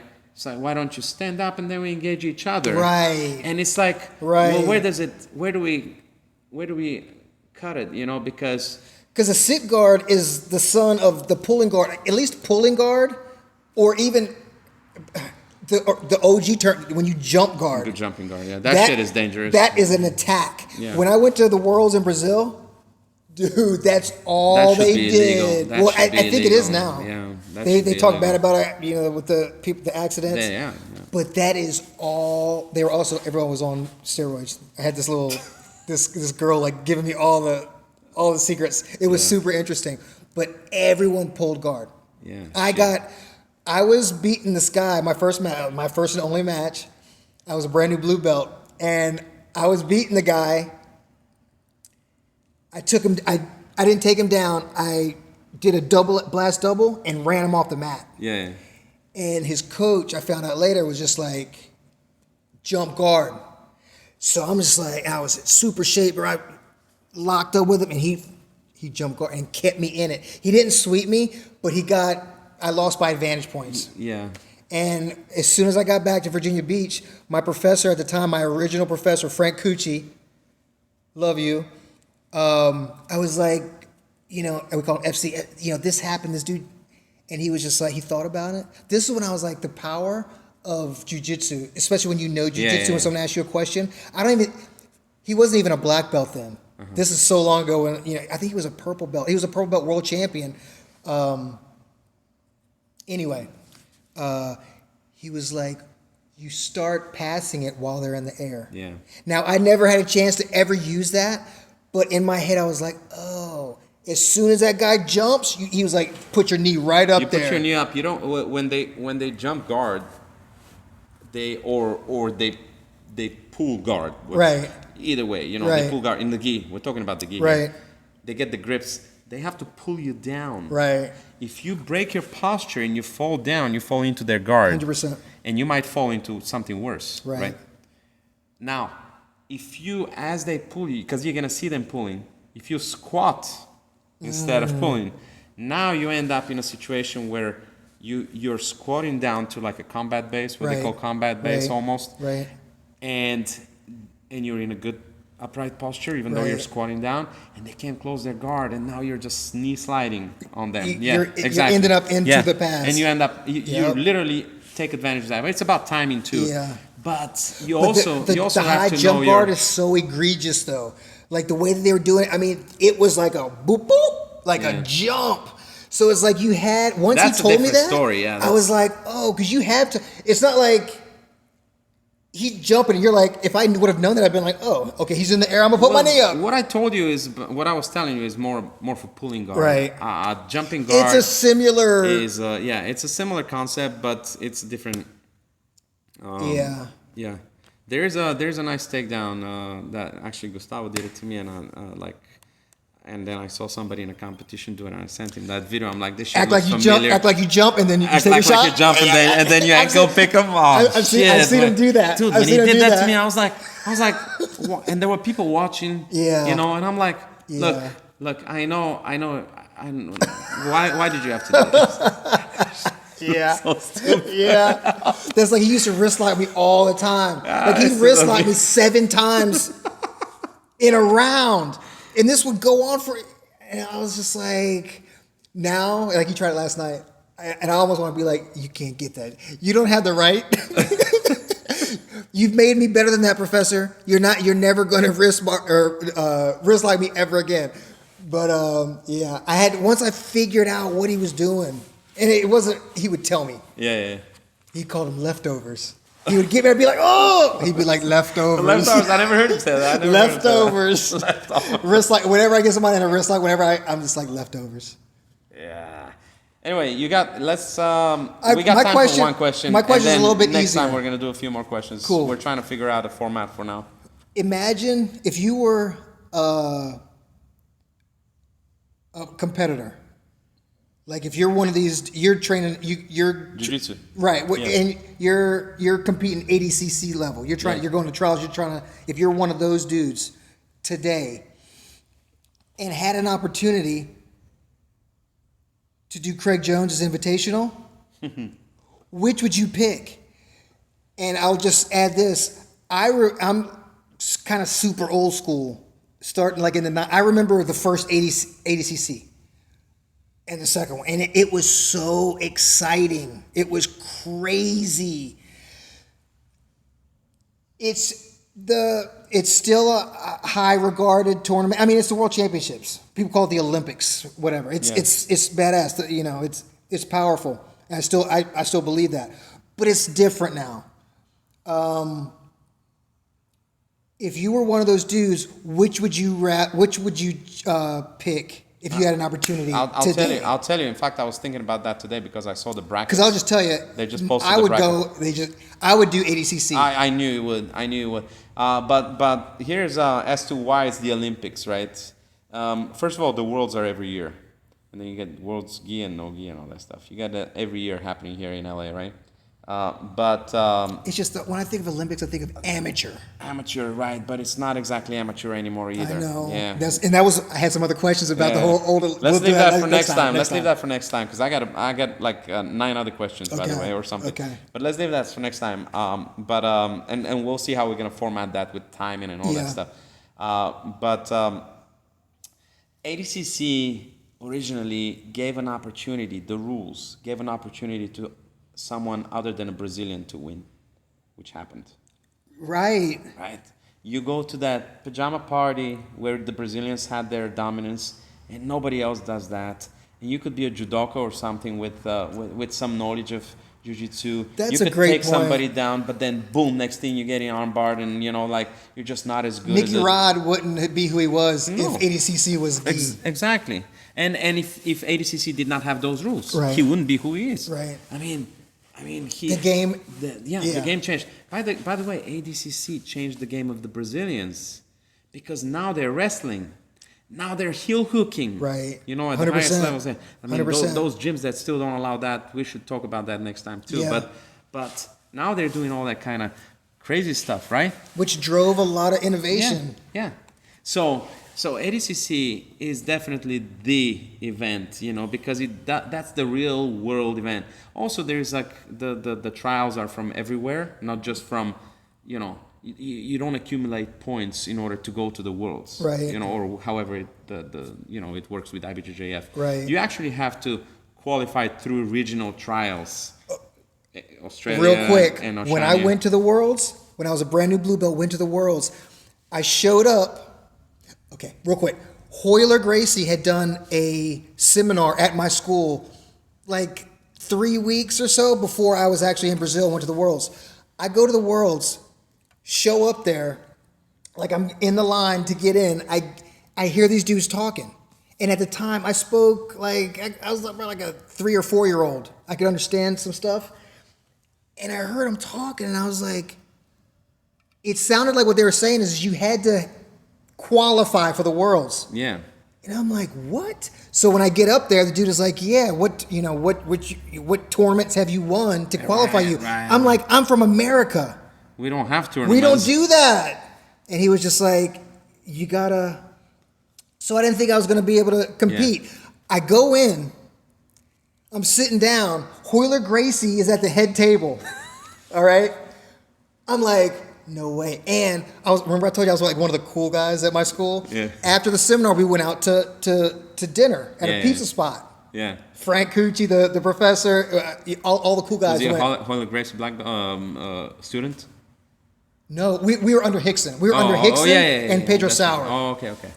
So I see Hoyler Gracie at the head of the head table. I'm like, dude. That's my ticket.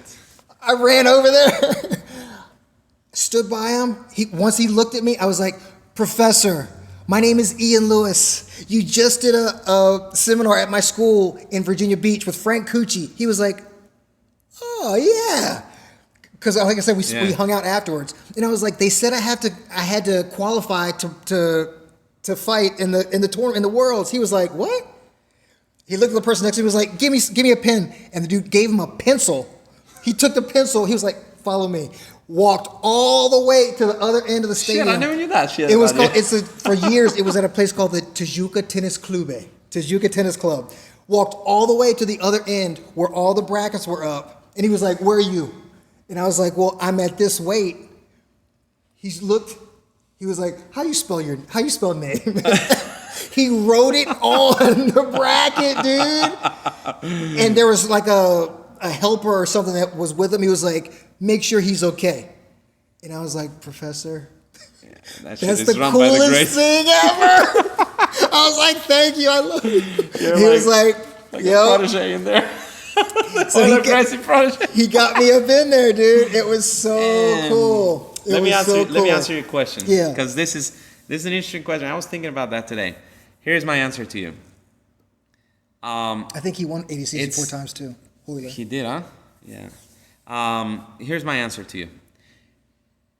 Depending on my relationship with Mo Jassim. Okay. Because here's why. $1 million goes to the winner. Did you see those brackets?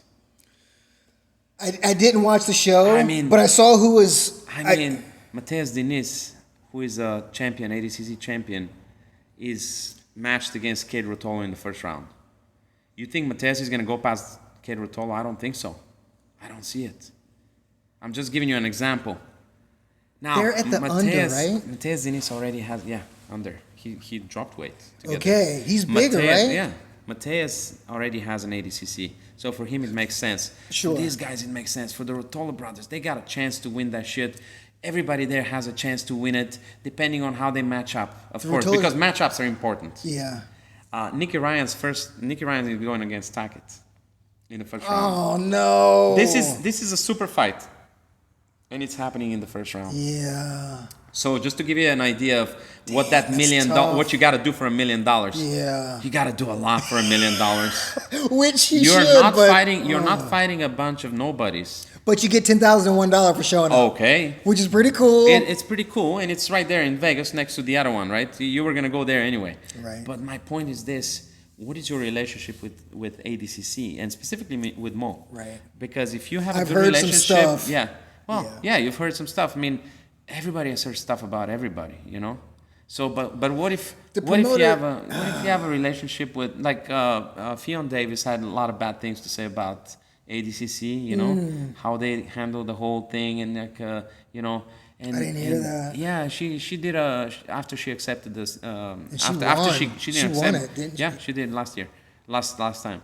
And she said for herself, she said, first of all, I wasn't impressed with the conditions that they offer. You know, they put you in a hotel with a roommate and all that. You only get your own room if you are a champion. You know, it's like, what the fuck is this? You know. But anyway, she was saying also, here's the thing: it doesn't make a difference for me if I win 1 or 2 or 3 ADCCs for my future. You know, one is enough. One is enough. Yeah. Now I'm selling my seminars out at a higher, like 2-3 times the price. I think she charges like $5,000, $6,000 per seminar. She charges the gym, I think $5,000 or something like this. Now, so after ADCC. I mean, good for her. Good for her. Now, the other thing is she says, the girl that wins ADCC this year can match up with me after that in a super fight, and we're both gonna make bank. Right? As opposed to matching up in the final of the ADCC possibly, or semifinal. One of us loses, never hear of the other one. You know, so it's like it does make sense. Yeah. But she already won. But Gordon has already won too. Nicholas Margali, the whole new wave team is going there. Ethan Kremenstin is going to ADCC, by the way.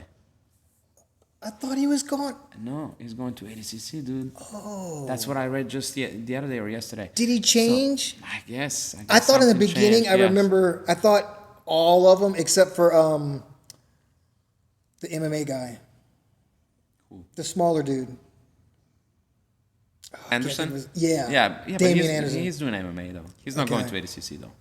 Oh, well, what I'm saying is he was the only one that I didn't see a CGI poster for in the very beginning. Oh, I see what you mean, of them. Yeah. So I was like, oh, they're all going. I would expect them to. Yeah, I thought so too, but Ethan is going, I think, to ADCC now. Wow. But the thing is also, is you get a lot of competition in ADCC also, but you also, if you're gonna win, you get a good, like, you know, it's prestigious. It's prestige. Although I think that at this current stage, if you win the CJI, it's even more prestigious because of the competition you have to go through. Yeah. But it's not going to be looked at this way unless CJI builds a legacy. Continue. ADCC is definitely got a head start. Miles ahead in terms of legacy. It's the number one thing. Yeah. So if Who did Nicky Ryan just beat?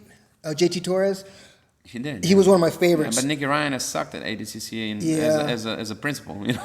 JT, there was matches. He was IBJJF. I've seen him gi and no gi almost get to the world championship and never got it. But then he went to the ADCC. When he got two-time gold medalist, yeah. When he got to ADCC the first time he won, I was so proud when I heard him was like, I'm a world champion. When he won that, and just him saying it, it was like, I don't need an IBJJF title.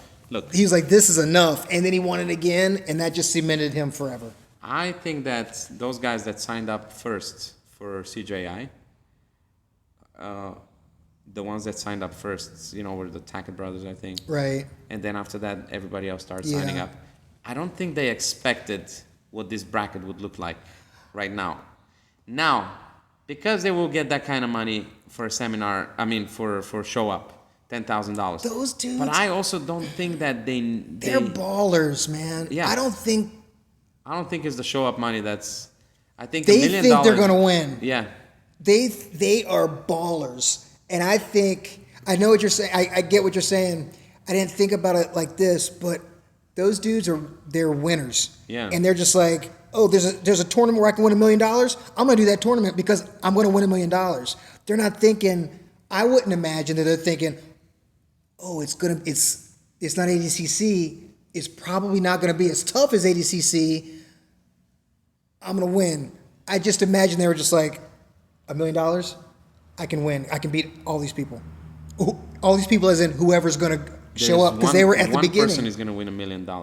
Right, but per weight class. Right, and there's 2 weight but classes. I think they're so confident in themselves. That's what I'm saying. Like those two, man. I understand. Are, and the other, I don't know how many people are in the bracket. I can't remember. I didn't count. It's like 16 man, right? 16, I think. Yeah. Well, Mason Fowler just dropped out. He dropped out. Yeah, the injury. But or something, I think they got. I listened to a little bit of the El Segundo podcast with Stuart Cooper. What's his name is going against Jason Nolf in the first round? Jason Nolf. Jason Nolf is there. Yeah. Who's going in the first round against him? He lost in the finals of the Olympic trials. He's good. He did. And it wasn't like he got blown out. Yeah, no. And you know, he lost against Cauliflower. We were talking with you about it. They practice in the same room. Yeah, Penn State. And the match was savage but boring, you know, because there was they know each other. They know each other. There's like, I know that when you're reaching for my right knee, it's a fake. You know, I know you're not going for that. You know, so it's like I'm not gonna bite on that shit. Though. And then. I think that makes you better too. It does make you better, of course. Because they're both so good and they know each other so well.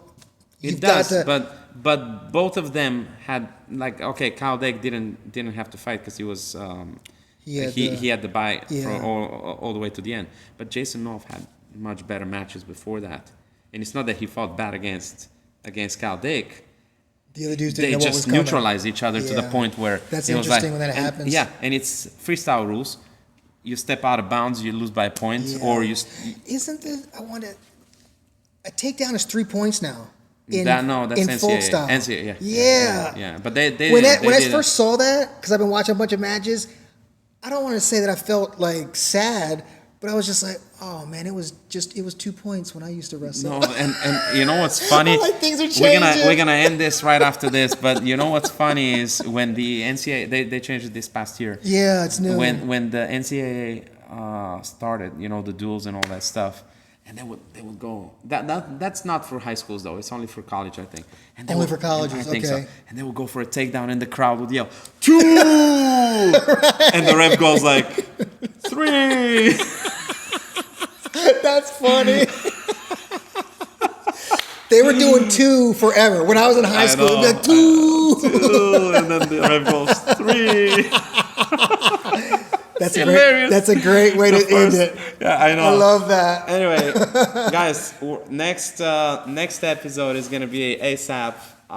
Here's we don't have a clear idea of how we're gonna structure it. We wanted to talk about shit like whatever, how we did anyway. But we also had planned to ask each other some questions, like we did. We just gave you a little taste of that with one question each. But maybe we should do more than one, maybe 5 questions each or something like that. Maybe we should put like a chess clock or something, you know, like you got this much time on the clock. I love that. They do it on ESPN or whatever. I don't want to copy anybody, but there is a reason maybe they do it because we can really fucking talk. Yeah. You know, we got so much time on our hands. Yeah. It's midnight. I think it's later than that. It's past midnight. Yeah. And but yeah, so besides that, we're gonna have some guests. Hopefully, we know a million people around here that are just like us, regular folk. You know, like nothing crazy. You're not gonna be able to meet Elon Musk in your next episode. We might get him on. I don't know if we we might really get him on, but I don't really want him. Yeah, I'm not too sure I want that guy. You know, we'll talk about him later. I don't know. I don't know. I don't know about Elon Musk. I'm not particularly interested, but we'll try and get some famous people, depending on what we define as famous, because you could be famous in our hearts. Famous in our hearts, and you might not have any idea what that is. But anyway, we're gonna get some people from around here, from the gym, from all walks of life. You know, that's the beauty of it. We all train the same thing, or similar things. You know, whether it's Muay Thai, Jiu-Jitsu, MMA, etc. But that's one thing we have in common. But aside from that, we're all different. We work different jobs. We have comedians here. We have programmers. Like what they call software engineers. We have doctors and all that stuff. We got lawyers. We got people like me who serve in the restaurant. These guys are security. Nighttime, daytime, whatever you work. It's like, so we got people from everywhere, from all kind of like different professions, and interesting people to talk to. So we're gonna get someone. We'll try and get someone for every episode. At least that's the plan. And yeah, we'll see how it takes off. All right. So pleasure. It was a great time. That was a great time, man. Fun as always. That's I why I was told you. super Let's scared do that and shit nervous. because I told him I could do it I could do Joe Rogan right now. Right. I the mean, 3 hours. I came here. What's tomorrow? Tomorrow's Wednesday. I gotta be up in about 6 hours, 5 hours. I'm trying to make it in the morning too. But anyway, yeah. I mean, we could talk forever. But Yeah. the thing is that whenever we do, we shoot videos and stuff, then we just start talking, and like we really have to kick each other to get started. Yeah. Get going, because we start chatting like this. And I told him, why don't we just do a podcast? Because we talk about shit anyway. Might as well do something. Like, people care, people don't care. It doesn't really matter. This was a great experience. I said, let's film it and see what happens. All right, guys. Till next time.